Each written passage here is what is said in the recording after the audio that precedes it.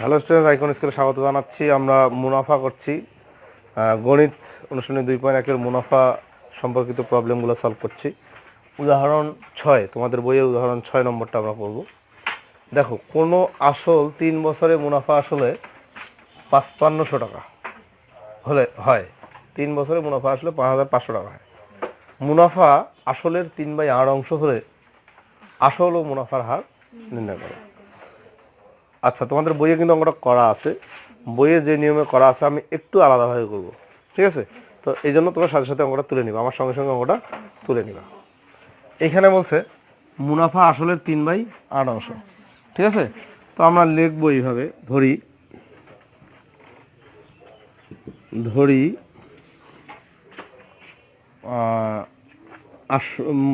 মুনাফা বলছে যে মুনাফা আসলের 3/8 অংশ না, ধরি আসল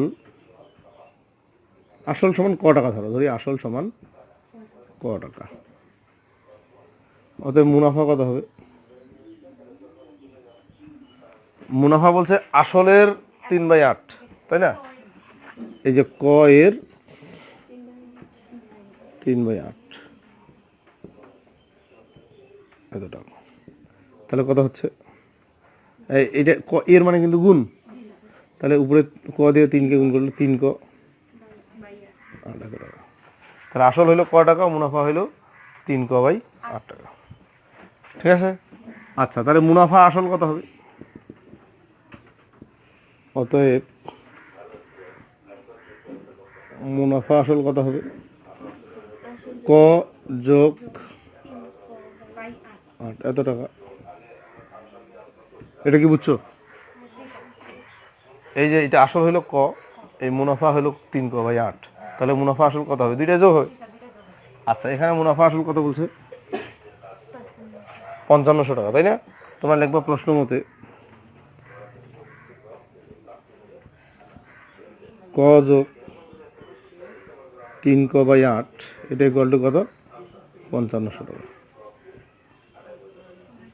বুঝছো? ও টাকা এখানে লিখতে হবে না, সমীকরণ লিখতেছি তো। এখানে 8 লসাগু, এখানে কত হচ্ছে? 8 ক যোগ 8 দিয়ে 8কে ভাগ করলে 1 দিয়ে এটাকে গুণ করলে এটাই 3 ক সমান 5500। 8 আর 3 কত? 11। 11 ক/8 সমান কত? 5500। বুঝতেছো? আর গুণ করো, 11 ক সমান, মনে করো নিচে 1 আছে, 1 দিয়ে এটাকে গুণ করলে 11 ক, আর এদিক দিয়ে গুণ করলে 8 গুণন 5500। দেখো তো নিচে লেখা যাবে কিনা, এইখানে লিখি, বা এখান থেকে তাহলে ক সমান কত হবে? 11 এখানে গুণ অবস্থায় আছে, ওইদিকে গেলে ভাগ হবে, 8 গুণন নিচে 11, ঠিক আছে? তাহলে এইটাতে এইটাকে কাটলে কত হয়? 5 0 0, তাহলে ক সমান কত হচ্ছে? 0 0 5 8 40, 4000 টাকা,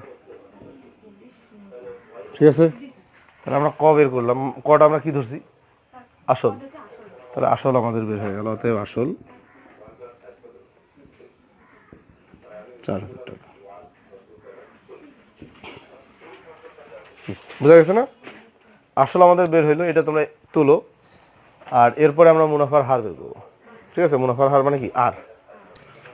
আচ্ছা দেখো, এখন আমরা কি করব? মুনাফার হার বের করবো। আমাদের আসল কিন্তু বের হয়ে গেছে, এখন মুনাফার হার বের করবো, মানে আর বের করবো, সূত্র দিয়ে বের করবো, ঠিক আছে? তো এখন বলো তো এখানে কি কি আমাদের আছে? আমাদের হাতে অলরেডি কি আছে? এইখানে লিখি, হ্যাঁ। এখন আসল পি ইকুয়াল টু, লেখো আসল পি ইকুয়াল টু 4000 টাকা, লিখবা আসল পি ইকুয়াল টু 4000 টাকা, ঠিক আছে? আচ্ছা, মুনাফা কত হবে বলো? এখানে একটা জিনিস লক্ষ্য করো, এইটা কিন্তু মুনাফা আসল, এই জিনিসটা কি? 5500 টাকাটা কি? মুনাফা আসল, মুনাফা এবং আসল দুইটাই আছে। তবে সেখান থেকে যদি আমি আসলটা বাদ দিই তাহলে কি পাবো? মুনাফাটা পাবো, আই। তাহলে মুনাফা আই ইকুয়াল টু, এই যে 5500 থেকে বিয়োগ করবো 4000, কত হবে? 1500 টাকা। বুঝছো না? বুঝো নাই? মুনাফা আই সমান এটা হলো। আচ্ছা, সময়টা আছে এখানে 3 বছর আছে না? সময় এন ইকুয়াল টু কত? 3 বছর। কি বুঝছো? সময় এন ইকুয়াল টু 3 বছর। আর কি আছে? ও, আমাদেরকে বের করতে হবে আর, তাই না? আর ইকুয়াল টু হোয়াট? এই ঠিক আছে, আর ইকুয়াল টু হোয়াট, এগুলো আমি মিশাই দিচ্ছি, এগুলো আমার কোনো কাজ নেই। তো আমরা সূত্র জানি, কি সূত্র বলো তো? আমরা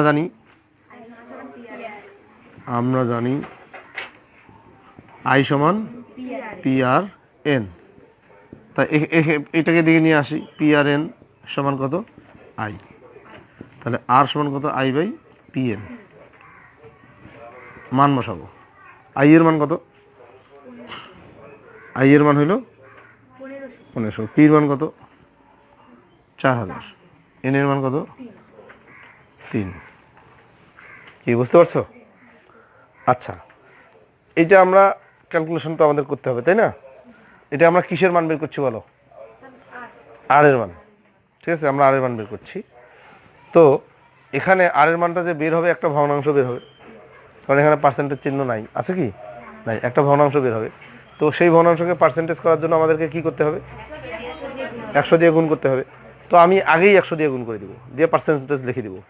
কেমনে করবো দেখো, এইখানে সমান চিহ্ন দাও, 1500 বাই 4000 গুণ 3, এগুলো থাকলো তো, এইখানে 100 দিয়ে গুণ করে দাও, দিয়ে পার্সেন্ট দিয়ে দাও।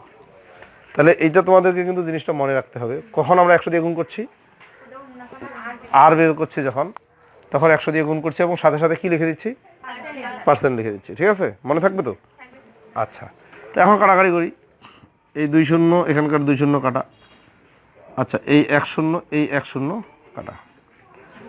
3 দিয়ে 150কে কাটলে 25 হয়, না 50 হয়, 50 হয়, হ্যাঁ ঠিক আছে।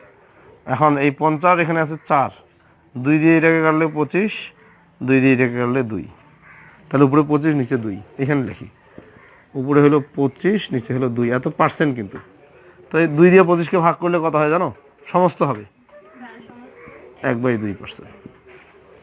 কি বুঝতে পারছো?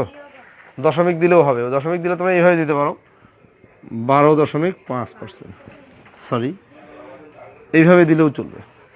তাহলে মুনাফার হার কত বের হইলো? 12/1/2%, অথবা 12.5%। আর আসল কত হলো? 4000 টাকা। কি বুঝতে পারছো? কোনো সমস্যা না? Thank you.